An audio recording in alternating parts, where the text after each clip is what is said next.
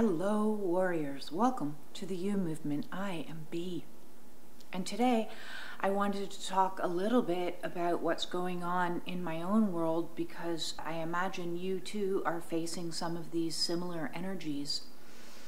I've been trying to transmute anxiety, worry, fear, because my 3D situation, my life around me, has been in a difficult time for the last year, as I know a lot of you guys are in dark night of the soul, experiencing ego death, losing relationship, losing jobs, losing home situations. So I promised that all the way along this journey I would try to be as authentic as I could in real time in my own spiritual awakening, so you could see the process and see what's happening and how I'm transmuting through it. So it's less about coming from the perspective of I've made it, everything's hunky-dory, shiny, shiny face, and more from a perspective of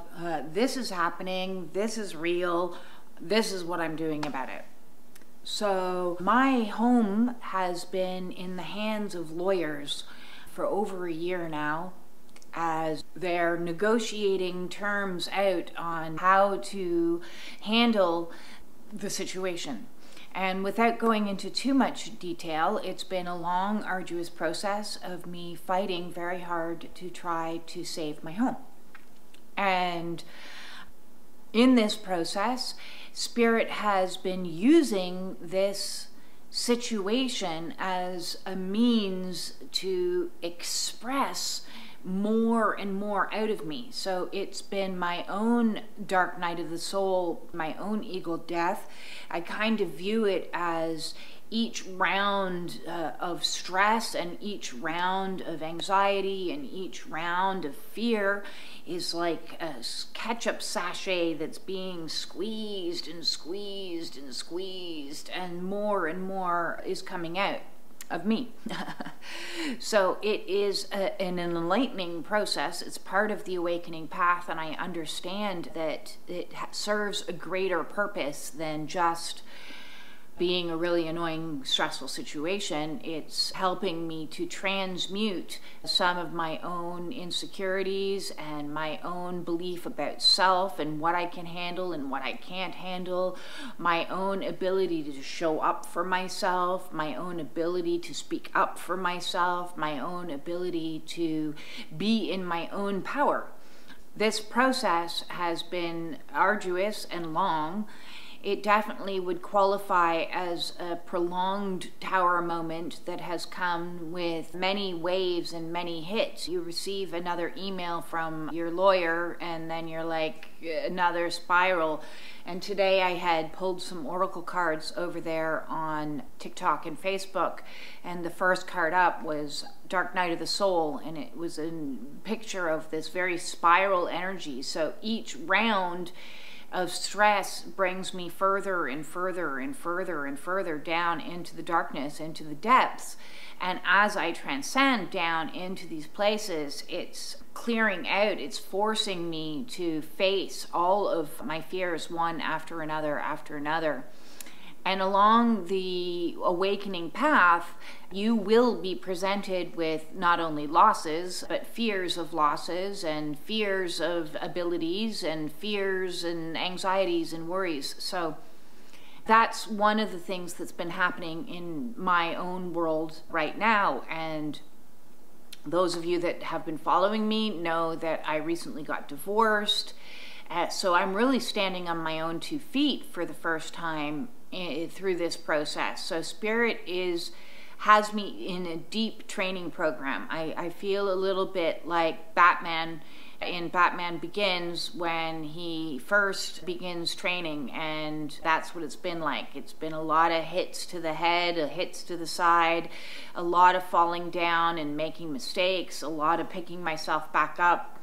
There's a song, Chumbawamba, that I fall down, I get back up again. I fall down, I get back up again. And that's what like this last year has really been energetically for me in regards to this particular situation, this legal situation that has me going like, oh no, I'm going to lose my house and then I'm not. And then I'm going to lose my house and then I'm not. And what Spirit is showing me is returning me to my roots of my training as an addictions counselor many moons ago, with the AA program that I learned as an addictions counselor, and the Serenity prayer, which is God grant me the serenity to accept things I cannot change, the courage to change the things I can, and the wisdom to know the difference.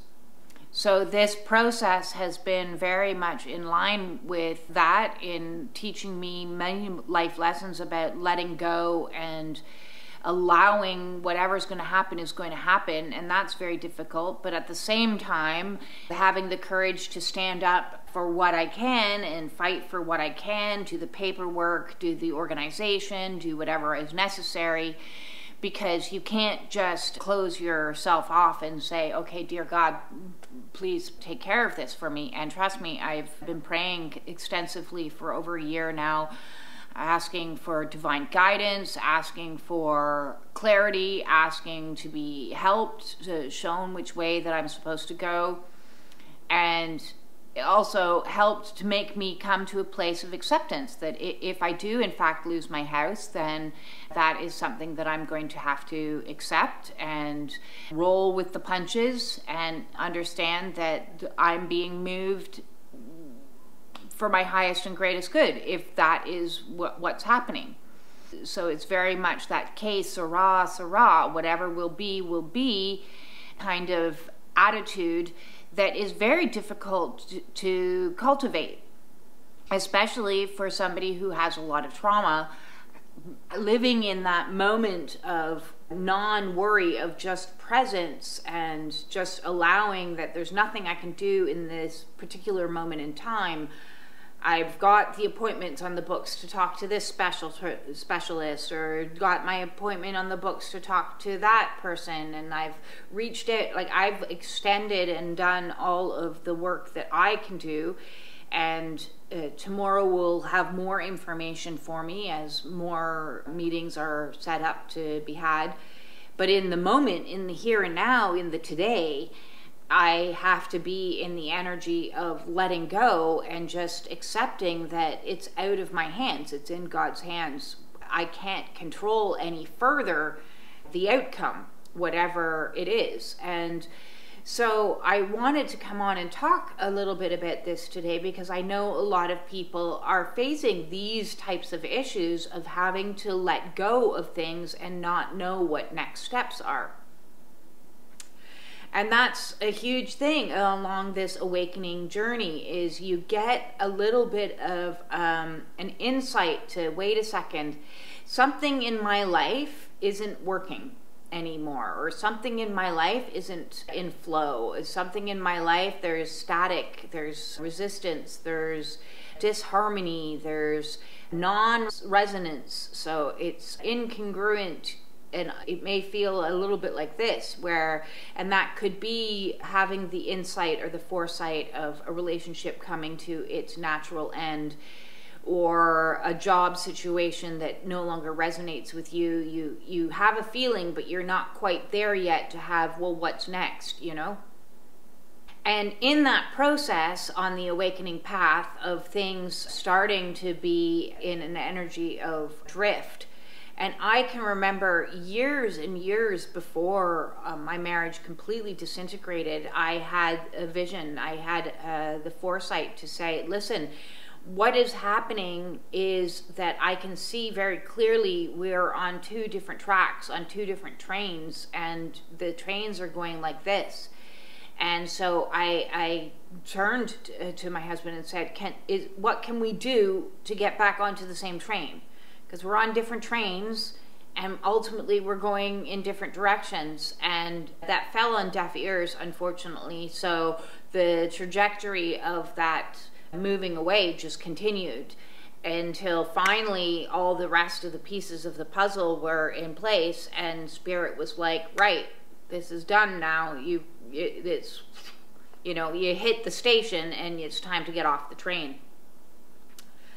But in that process, in between that initial, something might be redirecting me here, and okay, I know what is happening, there's a lot of cognitive dissonance, because on the one hand, you're wanting to hold on to what was and hold on to stability, security, familiarity, comfort, all of those things. And on the other, Spirit is nudging you further and further and further.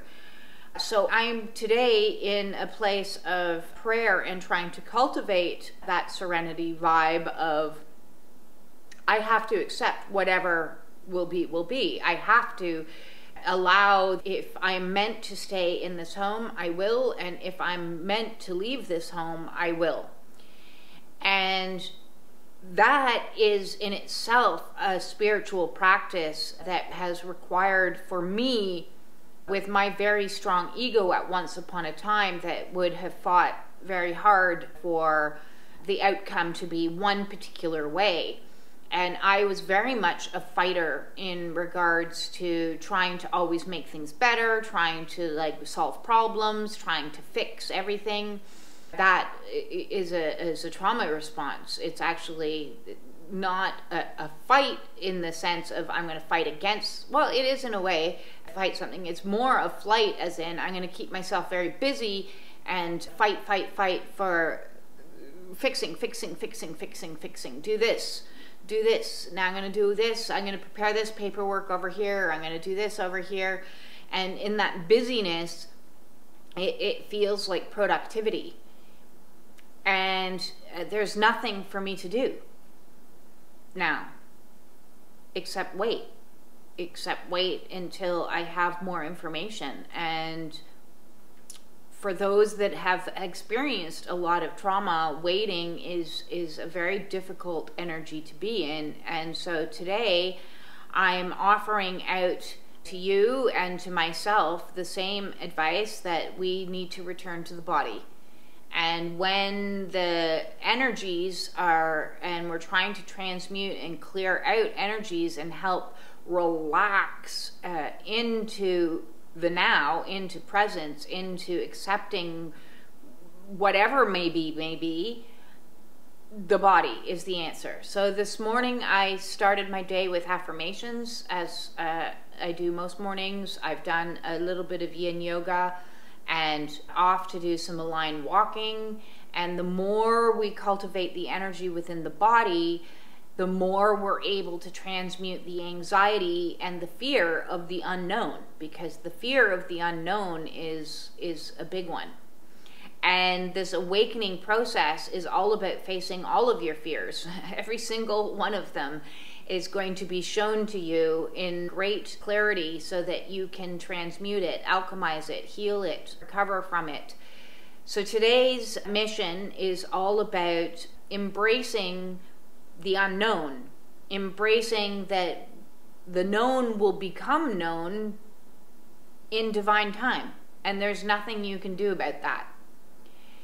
So if you're struggling with some transitions that you can foresee that are coming down the pipeline, and you're not sure of what's going to happen, you know something's going to happen, but you're not sure of what or how, and you're struggling with that energy, please try to use mindfulness within the body and connecting to the body to help ground that energy in these very tumultuous and ever-shifting and changing times. We're going through a lot of energetic shifts. Pluto moving into Aquarius is the great destroyer. So it's coming in to destroy and then rebirth anew, better and more in alignment with your highest and greatest good. But the process of that happening doesn't feel pleasant. Nobody likes the feeling of destruction. If you are struggling and you need some help with these transitions, please feel free to reach out and arrange for a Zoom call if that is something that you might be interested in. Otherwise, go check out the body playlist and see what's available to you that you can focus more on the body with those types of programs that I've already offered. Hop into the playlist called Yin Yoga and do some Yin Yoga for yourself. Get outside and get some walking on.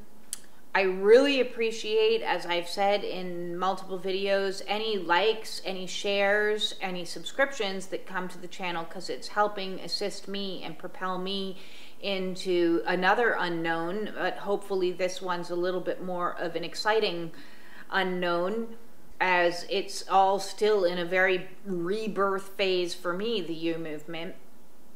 I have the utmost gratitude and appreciation for all of the support of everyone that has been helping to promote the channel. That is fantastic. Rebirth in one area of my life, where there's been multiple areas of my life where there's been death and destruction. So that is the healing journey. A lot of death, a lot of rebirth, a lot of destruction, a lot of creation. And it's a constant cycle of chaos and then calm, and then chaos and then calm. So if you need any more assistance, maybe the playlist Emotions would be one that you can assist you with dealing with the tumultuous energies and helping you process through the emotions that are being released as you're going through these deaths and rebirths. And that is the awakening, the ascension, the twin flame journey, your spiritual awakening, a kundalini. All of these things are happening, as well as the healing path, because as we heal, we let go of the things that no longer work in our highest and greatest good, and we embrace new habits, new thought forms, new ways of being. We are, in a sense, dying ourselves, yes, through ego death, and being constantly in a state of reborn into higher consciousness and a greater sense of enlightenment.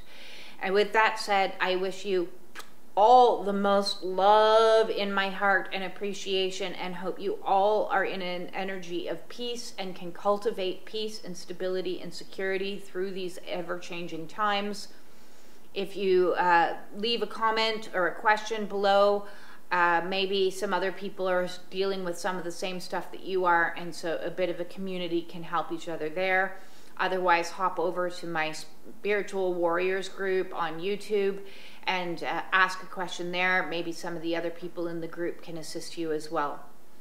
So have a super awesome day, and peace out.